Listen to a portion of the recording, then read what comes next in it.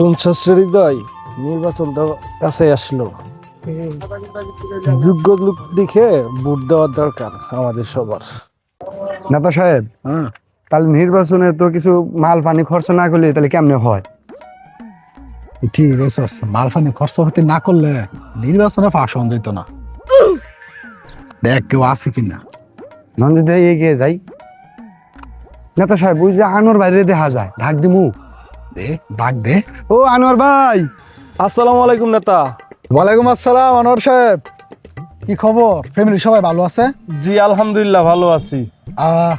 এই নির্বাচনে তো আমি দাঁড়াইতেছি, ভোটটা এবার আমারে দিও আর কি। আমি তো এবার প্রার্থী, সাফানের খরচ পাতি হইব না। আরে না নেতা, এটা রাহ, নির্বাচনের পরে বাদ বাকি সব দেখ মনে। আরে না কেউ নেতা, জানবো না, কেউ জানবো না। আজ না জানুক, কাল তো আমার ছেলে মেয়ে ঠিকই জানবে যে টাকার কাছে আমার বাবা বিক্রি হয়ে গেছে। ভাই, টাকা পয়সা খারাপ জিনিস না। আচ্ছা, জিতেছে সব সময় সুযোগ পাবে না। সুযোগ আইছে, সুযোগটা কামে লাগাই নিয়ে নেন।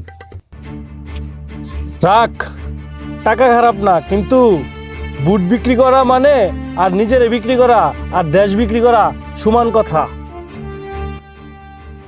আমার ভোট আমি দেব, যাকে খুশি তাকে দেব, যোগ্য প্রার্থী দেখেই দেব।